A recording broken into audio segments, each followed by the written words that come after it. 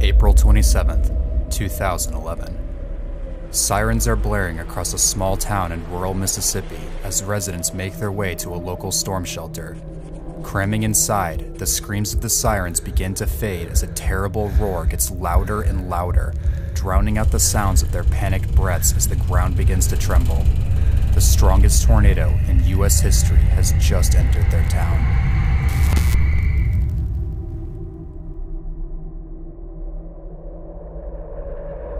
It's late April, and meteorologists at the Storm Prediction Center are scanning the atmosphere, looking for key ingredients needed for the formation of severe weather when they notice something concerning. A massive region of low pressure, called a trough, is moving across the United States. This giant, slow-moving trough is bringing with it a belt of extremely fast-moving winds aloft, while at the same time drawing in inconceivable amounts of warm, moist air from the Gulf of Mexico, bringing together a dangerous combination of atmospheric conditions. The mixture of warm, moist air with cold, dry air aloft is generating large amounts of atmospheric instability needed for thunderstorms called convective available potential energy, or CAPE. Additionally, the fast-moving southwesterly winds of the trough are overspreading a powerful, low-level jet of air rushing north, creating incredibly large amounts of both speed and directional wind shear needed to cause thunderstorms to begin rotating. Noting that all the ingredients for severe weather are now in place, the Storm Prediction Center issues a rare, high-risk outlook for severe weather, including a 30% outlook for strong tornadoes. By 1 a.m., a tornado outbreak was already underway across Mississippi and Alabama as unexpected lines of powerful thunderstorms called quasi-linear convective systems, or QLCS, moved across the area, spawning over 70 powerful tornadoes along with strong straight-line winds, causing widespread damage to infrastructure, while also leaving behind a dangerous thermal boundary draped across northern Alabama and Mississippi. As bad as things were, they were only going to get worse. As the sun begins to heat up the atmosphere on April 27th, meteorologists noticed that the storm system was even stronger than expected, prompting them to increase their outlook to an unbelievable 45% risk, noting, "A major outbreak of intense, long track, and perhaps violent tornadoes is expected." However, none of them could have imagined the scale of what was about to take place. At 10:30 a.m., a cluster of storms erupts near Monroe, Louisiana, slowly gaining strength before merging together, organizing into a powerful, rotating thunderstorm called a supercell, spinning faster and faster as the clouds begin reaching towards the ground. Just after 3 p.m., an ominous-looking funnel hovers above the ground and within seconds reaches the surface. The newly formed tornado initially causes only weak damage as it tracks to the northeast, bringing down patches of trees and causing light damage to rural structures. However, just 1 minute later, the tornado rapidly intensifies, completely destroying a couple mobile homes and scattering the debris long distances. The strengthening tornado continues to cause intense damage to rural structures, flattening large swaths of forest as it races to the northeast at over 60 miles per hour. It's at this moment that multiple people begin recording the tornado for the first time as it approaches the small towns of Anchor and Dixieland. One of these residents, Jay Rogue, films the tornado as it approaches his location.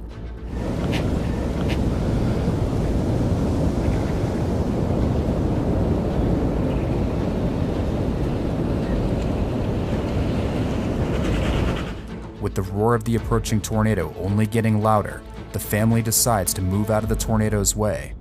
When they return, there's little remaining of their home. After sweeping away many homes at EF3 strength, the tornado races off to the northeast, leaving behind a visible scar in the ground. But unbeknownst to those in its path, the true power of the monster had yet to be unleashed. At 3:19 p.m., the National Weather Service issues a strongly worded tornado warning as the now large and extremely dangerous tornado is approaching the small towns of Okolana, New Wren, Amory, and Smithville, Mississippi. After crossing County Road 159, the tornado abruptly begins showing signs of extreme intensification, badly debarking trees and completely leveling well-built homes down to their foundations, with some being completely swept away. The narrow but violent core of the rapidly expanding tornado became so intense here that it even began to rip up the earth, creating a nearly mile-long swath of severe ground scouring despite moving at over 60 miles per hour. At this speed and size, this extreme damage is inflicted in less than 2 seconds.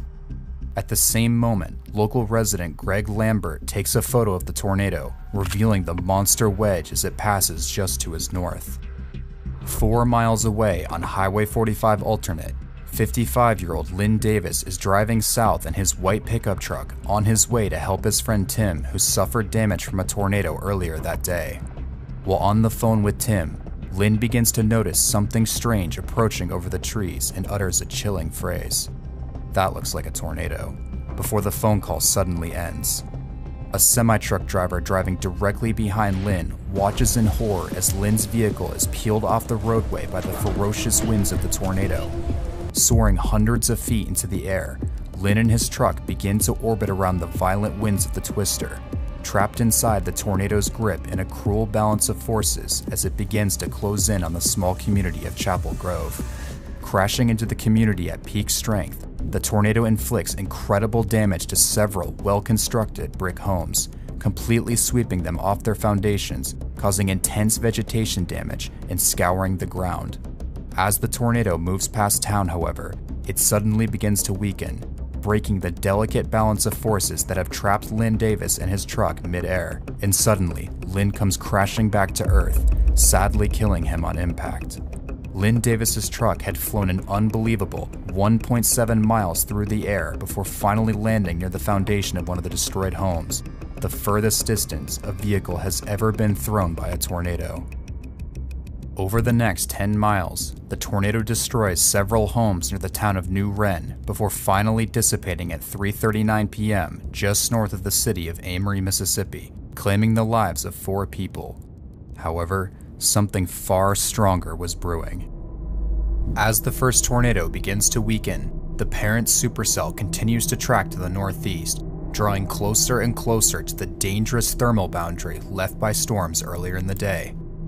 Near the boundary, saturated air and backed winds will lower the storm's base closer to the ground and increase the already incredibly high low-level wind shear, turning an already historic atmosphere into what is possibly the most extreme tornadic environment ever recorded. If the supercell could tap into this environment, a tornado of unimaginable power would be released, and at 3:40 p.m., that's exactly what happened. Sirens begin to scream as the supercell merges with a smaller storm to its south, developing a new area of powerful rotation just to the north of the dissipating tornado. While this is happening, 2 amateur storm chasers, Camille Collins and Ashley Hurley, go outside to get a better look at the intensifying storm and begin recording the clouds.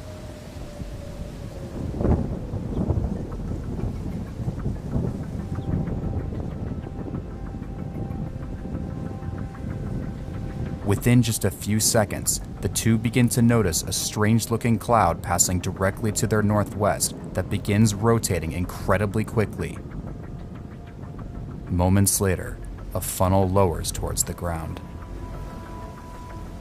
Hovering just above the surface, the tornado starts its life as a relatively weak vortex, doing little more than snapping trees as it moves along the Tombigbee waterway, but this weak phase is short-lived. The tornado's condensation funnel suddenly reaches the ground and explodes in intensity, drilling a narrow but incredibly intense swath of damage, removing several inches of grass and soil from the surface. At the same time, the now violent tornado crashes into a forest, flattening every single tree in its path, stripping them of their bark. It's at this moment, however, that something unexpected happens. As the tornado passes through the forest, its core suddenly collapses. Ripped apart by the intense wind shear, the tornado struggles, only inflicting minor damage to trees and low-lying vegetation as it races to the northeast.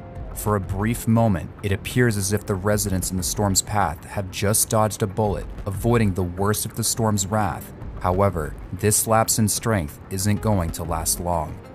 Just as fast as it weakened, the tornado strikes a delicate balance between the powerful wind shear trying to tear it apart and the unstoppable power of the storm's updraft trying to keep it together, and a tornadic core of incredible power crashes to Earth.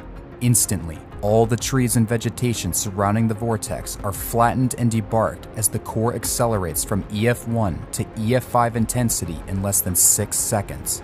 At the same time, the winds inside the vortex become so strong and the pressure drops so violently that the ground begins to literally explode outwards, digging a trench in the ground over a foot deep and 170 yards long.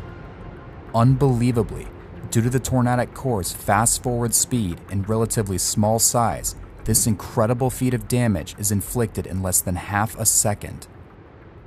Racing to the northeast at a brutal 63 miles per hour, the tornado begins to set its sights on the small town of Smithville, Mississippi. 3/4 of a mile to the northeast, Tim Nix, along with several others, are frantically descending down the opening of a storm shelter when they catch a glimpse of the whirling gray mass racing directly at them. With just seconds to spare, Tim takes a photo of the approaching tornado before closing the door to the shelter behind him.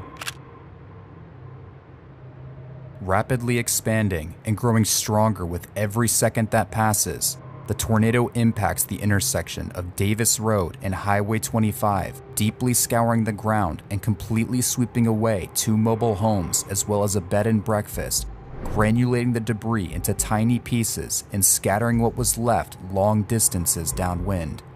3 people are thrown into the air as their homes disintegrate around them, 2 of which, a mother and daughter, are thrown into a nearby culvert and miraculously survive despite major injuries. The third, however, thrown from the bed and breakfast, is sadly killed, becoming the first person to lose their life to the tornado. At the same location, 3 vehicles stood parked near the bed and breakfast, a large RV and 2 semi-trucks. As the core passes, all 3 vehicles soar into the air despite weighing tens of thousands of pounds each. Flying for hundreds of yards, the RV and one of the semi-trucks come crashing to earth, deeply embedding themselves into the ground as unrecognizable husks of scrap metal. The second semi-truck and one of its cargo of 5 65 steel pipes, however, disappears into the tornado and is never seen again, ripped to pieces by the violent winds. Half a mile to the northwest, employees working at the Glover Wilkins Lock and Dam begin to film what they are seeing. There. Man, that's just to the east of us. Man, you ought to see this debris up in there. The employees watch as the funnel morphs into a large wedge shape, moving incredibly quickly and centrifuging debris in all directions. The tornado has gone from a stout cone to a massive wedge in just 23 seconds. At the same time, 85-year-old Jesse Cox is sheltering in his home when the core overtakes him. The decades-old home is no match for the ferocious winds of the core and is completely swept away, with the debris granulated into tiny pieces, sadly resulting in the death of Jesse. The destruction had been so violent that the concrete foundation itself was lifted, chipped, and partially dislodged, along with completely shredding and debarking all vegetation nearby. Continuing to deeply scour the ground, the tornado begins to enter the main part of Smithville and encounters home after home, pulverizing each one in its path and claiming another life. Just ahead on Highway 25, Jimmy Cowley attempts to race ahead of the tornado in his truck, but realizes he isn't going to make it. Jimmy turns into a driveway as his windows implode around him. His vehicle is lifted into the air and tumbles as if it were made of plastic before crashing back onto the road. Miraculously, Jimmy survives despite receiving a severe laceration to his head from flying debris. However, many of those around him are not as fortunate. 3 more would lose their lives here as their homes are wiped away around them. At one of the destroyed homes, a red Ford Explorer SUV disappears into the vortex, becoming a deadly missile as it flies through the air.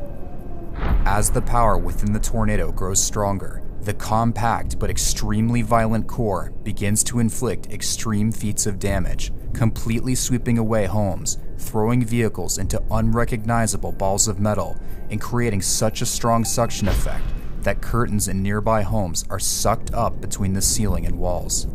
Some of the most impressive damage, however, would come from the large trees growing along Highway 25. These trees, weighing several tons each, were not only completely debarked and denuded, but were violently ripped out of the ground and granulated into wooden splinters, leaving nothing behind but dirt-filled craters lining the road. More and more debris begins to fill the air, becoming deadly shrapnel to anything unlucky enough to be caught in its path. Homes, trees, and businesses alike all become sandblasted by these deadly, high-speed projectiles as the storm barrels through town. Crossing over Main Street, a manhole cover and its steel ring are ripped away, leaving behind a bare concrete hole while the Ford Explorer continues to soar overhead. Half a mile to the east, a security camera at the Smithville Police Department captures the outer edge of the tornado as objects fly across the screen before the video suddenly cuts out. 3 more large, well-built homes are obliterated along Main Street, mutilating trees, scouring the driveways, ripping the plumbing out of the ground, sweeping the foundations clean, and scattering the fragments hundreds of yards away, claiming another life. Scattered across town, numerous people scramble underground or to whatever shelter they can find in the few seconds they have left. The ground began to shake as a deafening roar grew louder and louder. One survivor described the sound as if a giant hammer was pounding the ground over and over again, like a sonic boom that repeats itself. Crashing into a row of mobile homes, the tornado claims another life as it closes in on the Pearson family home, where Carla Jones is babysitting 3 children. With the deafening roar of the tornado quickly approaching and not enough time to make it to a shelter, Carla rushes the kids into the home's bathtub and lays on top of them in an effort to shield the children from the worst of the storm. Despite going to the safest place possible in the large 2-story home, no structure is capable of surviving what's coming. The entire home is torn down to the concrete foundation. Incredibly, the home's anchor bolts are ripped up and swept away, leaving nothing behind but a clean slab and completely debarked trees. The 3 children disappear into the vortex and are found 100 yards away on a nearby baseball field, severely injured but somehow still alive. Carla, however, is killed. She was only 37 years old at the time and gave her life to save the 3 children. Simultaneously, the red Ford Explorer that was picked up half a mile earlier along Highway 25 slams into the Smithville water tower, colliding with such extreme force it leaves a large 6-inch deep dent into the structure's solid steel frame before bouncing off and disappearing back into the tornado's grip. Spotting the whirling gray mass just seconds before impact, Michelle Wardlaw and her grandmother run across Elm Street for the nearest storm shelter. Unable to hear or speak to each other over the deafening roar, they watch in awe as cars, trees, and pieces of houses fly above their heads. Michelle and her grandmother are swept off their feet by the ferocious winds of the twister, but in an incredible stroke of luck, land inside the doors of the storm shelter, sparing their lives. Their neighbors, however, would not be so fortunate. As the tornado crosses into the town's eastern subdivision, it reaches its maximum intensity, inflicting tornado damage so extreme it seems inconceivable. Deep, extreme ground scouring carves into the surface as half a dozen large, well-built, multi-story homes are wiped off the face of the earth as if they had never existed. The tornado destroys the homes so violently that the debris was granulated into tiny, unrecognizable pieces. Not even a road is able to survive the terrible winds as the tar surface peels away into neatly compacted rolls. Of the 8 people in this area who didn't make it to an underground shelter, not a single one would survive. Like a knife carving into the landscape, the tornado crosses Monroe Street and reaches the Smithville Cemetery and Funeral Home. Gravestones are ripped apart and lofted as the entire brick funeral home is granulated so violently that the bricks turn into a fine powder. The only things remaining on the property are a bare concrete slab and craters where trees had once stood. Alongside the destroyed funeral home, a red husk of steel lay in a ditch among the debris and debarked vegetation. Unbelievably, This ball of steel was the red SUV picked up along Highway 25 that impacted the Smithville water tower. The truck had completed a mile-long journey through the air before finally landing among the devastation at the edge of town. Crawling out from the destruction, a man in town takes out his phone and begins to film the monster tornado.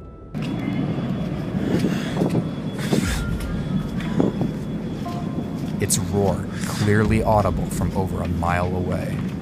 In less than 2 minutes, the entire northern half of Smithville was completely destroyed, leaving behind a hellish landscape and taking the lives of 16 people. But the tornado is far from finished. At 3:47 p.m., the tornado finally exits Smithville and begins to track through rural forested terrain, growing wider and wider before reaching its peak width of nearly a mile wide, flattening entire forests in its wake. To this day, these images depict some of the worst vegetation damage ever inflicted by a tornado. Darnell Colums, worried about her daughter Camille, the same Camille who recorded the tornado's first moments back in Smithville, steps outside and captures the violent wedge passing just to her west. This image is by far the most iconic image ever captured of the tornado. After crossing the Alabama border, the tornado's track begins to shift more to the east, putting the projected path straight towards the town of Hackleburg, itself obliterated by another EF5 tornado just minutes earlier. However, as the tornado approaches, a miracle seems to take place. The path curves farther to the north, sparing the already devastated town, but now moving dangerously close to rural homes northwest of the town of Hamilton. Running to the back porch of a home, Scott Smith films the tornado as it crosses over Interstate 22, passing dangerously close to his home. We're watching one go across about a mile from us right here, right now. See debris in there. Y'all better take cover.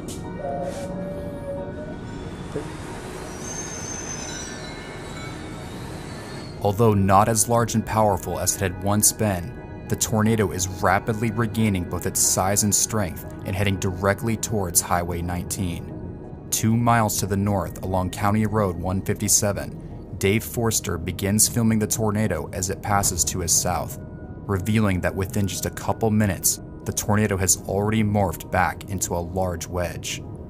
At the same time the video is being filmed, a large family home along Highway 19 is directly struck and destroyed. 6 people tragically lose their lives in this single house alone as the walls collapse onto them. Racing through the rural areas at nearly 70 miles per hour, the tornado explosively intensifies, regaining its extremely violent core as it crosses and parallels Highway 20. Thousands of trees are completely debarked and flattened, with even the ground beneath them deeply scoured. No match for the violent winds, a collection of manufactured homes along with vehicles nearby disappear into the vortex as if they never existed, scattering metal fragments hundreds of yards away into the obliterated forests. Tragically, 51-year-old Rodney Abels is killed when his home is overtaken by the tornado. Moments later, his wife Sheila, who survived the Hackleburg tornado earlier that day, arrives home only to find a bare slab. Continuing to cause incredibly violent damage to trees and rural structures, the tornado remains over mostly forested terrain, avoiding the populated areas north of the town of Hackleburg before beginning to gradually weaken and finally dissipating 2 miles east of Hodges, Alabama, after being on the ground for nearly 40 miles. The tornado had ended, but the destruction had not. All across Mississippi and Alabama, dozens of tornadic supercells in the same volatile atmosphere produce hundreds of strong to violent tornadoes, including 3 other EF5s in the towns of Philadelphia, Hackleburg, and Rainsville, unleashing untold devastation and claiming the lives of 324 people. Back in Smithville, however, the scene was apocalyptic. Those that survived emerged into a barren wasteland with everything around them completely unrecognizable. 23 people lost their lives, while countless others suffered severe, life-altering injuries. The damage, however, was nothing short of incredible. The tornado dug deep trenches into the ground, threw vehicles miles through the air, obliterated entire forests and completely swept away numerous well-built structures and granulated them into dust, doing all this while moving at over 60 miles per hour. This combination of incredible damage and rapid forward speed, along with existing in one of the most extreme tornadic environments ever documented, lead many to believe that Smithville is the strongest tornado in recorded history.